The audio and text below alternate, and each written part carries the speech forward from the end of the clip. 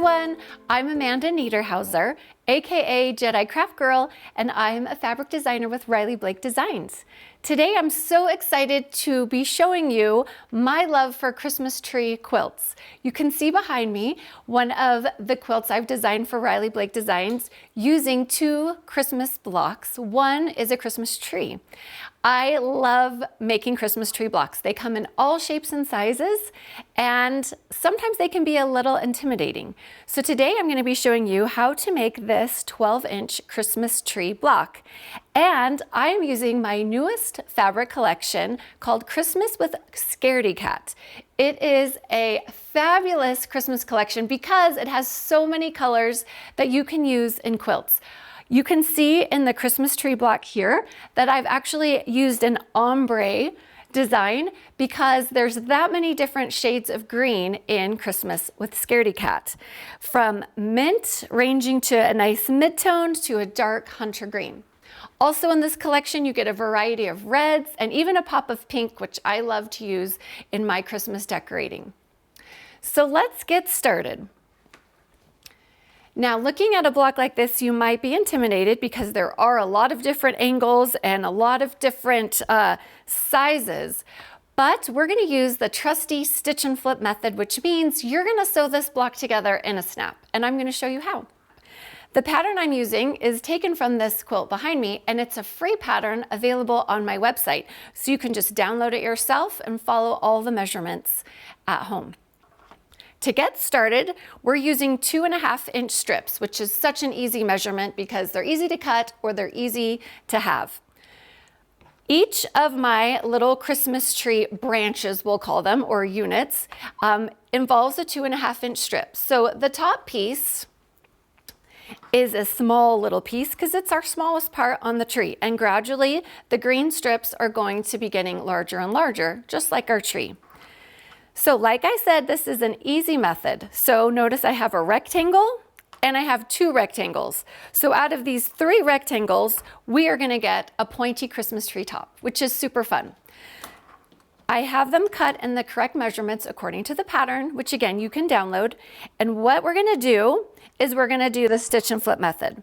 So I am going to position one of my background rectangles right on top of my mint green tree topper. And we're going to be sewing a diagonal line. Now, to make it easier, we're going to actually just draw the diagonal line so there's no room for error, and it just makes it that much easier. So I'm going to mark a little mark right here. That's 2.5 inches. And then I'm going to actually take this away, and I'm going to just draw a diagonal line from my 2.5-inch mark to the opposite corner. And I'm just using a erasable pen. That's great for marking.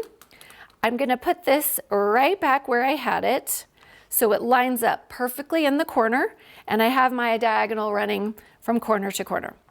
Here's where it's time to sew. I'm actually going to sew right on my line. So there's no guessing.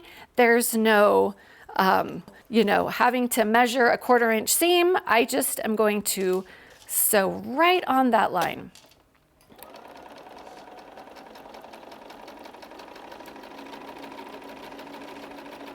Okay, so that was pretty easy. So now, since we are doing the stitch and flip method, I'm going to give it a little trim, a 1/4 inch away from my seam. Just use my rotary cutter and line it up like that. Okay, so now this is what we have, which looks a little scary, especially if you're a quilter. That's quite an angle, but not to worry. We're going to go to our iron station and we're going to press it, and you're going to see the magic happen. I love using my little spritzer to give it a little steam with my hot iron. I'm going to heat press this seam like this, then I'm going to just fold it back. I love pressing the way my fabric wants to go. You want to make your fabric happy. That just makes for a nice flat quilt. I'm going to use my little Riley Blake Quilter's clapper to absorb that extra moisture and heat. And now we have 1/2 of our tree topper. You can see we have that angle and we have all the background fabric that we need. So now I'm going to repeat it on the next side. So The treetop is the most unique of the strips we're going to be doing because this actually forms a point, and it's actually the same method you would use as making a flying geese. It creates that same point with a little 1/4 inch seam allowance at the top. So again, I'm going to mark my 2.5 inches, move it over here. I'm going to draw my line so I know exactly where I'm going to sew. There's my line. And then I'm going to line it up in the 1/4. And you'll notice there is overlap here because we do want that 1/4 inch seam allowance so our tree top does not get cut off, just the same way you would have seam allowance with a flying geese block. Okay, back to our sewing machine. And again, I've got it lined up. I'm not even pinning because it's that simple. So I'm going to just sew right on that line, corner to corner. And since we drew the line, you don't have to guess because you can't see the back here. So because we drew the line, you know right where that's going to end, which makes it super handy. So I'm going to do my trim again, a 1/4 inch away, like that. And then back to the pressing station. I heat set that seam and then flip it over. Give it a second because you do want this seam to be nice and flat. And again, I'm going to use my little clapper. So it's nice and flat. And now you can see that we have our first strip in our 12-inch Christmas tree block. We have nice angles, and we have that 1/4 inch space at the top of our tree, which means when we sew it into our quilt or project, our tree top won't get cut off. So I'm going to show you how to do the next row. In the block, you'll notice we have 1 row with the point, which we just made. And then each of the following Christmas tree rows, there's no point because they're just stacking to give you that whole Christmas tree feel. So each of these next rows, you're going to use the exact same method that I'm going to show you now. So you'll just repeat it 1, 2, 3, 4 times. I have my next color, which is a little bit darker mint green. Again, I love this ombre look, but you can do a scrappy tree. You can make the tree all in one color, or you can even make it your favorite Christmas colors. You get to decide. So I'm going to do the same method where I mark that 2.5 inch mark right here, and then I draw my line. This may seem repetitive, but I wanted to show you how this one looks compared to the treetop. And then you'll be ready to go and just keep following this method to make all your Christmas tree parts. All right, I'm going to sew right on the line. Same way, hold the thread out. So this one, I don't have to stop and press. I don't have to trim it right now and press it because now we're branching out. Sorry, no pun intended there. Because we don't have that point. So I can go ahead and do the next side and sew that and then trim both together, which will make it go faster. And if you are making a whole quilt, like I have a quilt back here with many tree blocks, my suggestion is to do them all in the same stages. So make all the tree tops, all the next layer moving on, so that way it just goes super fast. But since we're just making one block today, I wanted to walk you through all the steps at the front. Okay, so I've got this lined up. I'm going to sew one more side here. And again, you'll notice I'm just using rectangles, no matching of points, no templates, just rectangles right here. Look at that. That's kind of scary as a quilter. You would wonder what you were making if you just saw that on someone's quilting table. But as soon as we cut our seam allowance here and go over and press, it is going to be our next unit of our Christmas tree. Okay, so you can see I did both of those at the same time. Little spritzer. And then I'm going to heat set those just like that. And then I just roll it back and you get that nice continuous 2.5 inch strip, but only now there's a Christmas tree unit in the middle. Okay, so you can see here, I'm starting to build my tree. And they're all gonna measure 12.5 inches here because that's the size our Christmas tree block is right now. 12.5 inch square, so when you put it in a quilt or a project, it finishes at 12 inches. Here I have all of the Christmas tree strips already sewn for you. And look, I've just followed that same method the whole way. And then when you get to the tree stump, it's an easy just sewing rectangles together. So now that we have all of our little tree parts, we're just gonna sew them together. So here you can see I've put our first 2 rows together that I just showed you.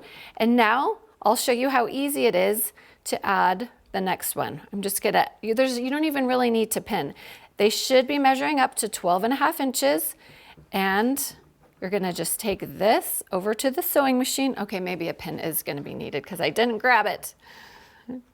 So I'm gonna go like this, kind of like, if there's a little discrepancy here, not to worry, you can just put that in the seam allowance and you'll never know. Again, I love projects that are forgiving. So I'm gonna just keep my ends together here and kind of hold it in the middle. I'm gonna make sure I keep my seams pressed the way I press them so they don't fold over.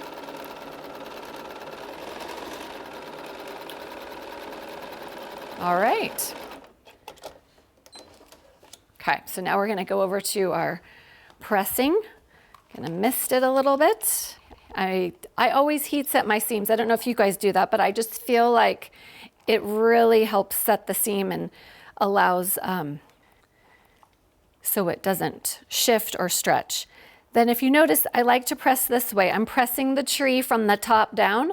So I just gently take my iron and roll that seam over that we heat set, and that just helps it lay flat.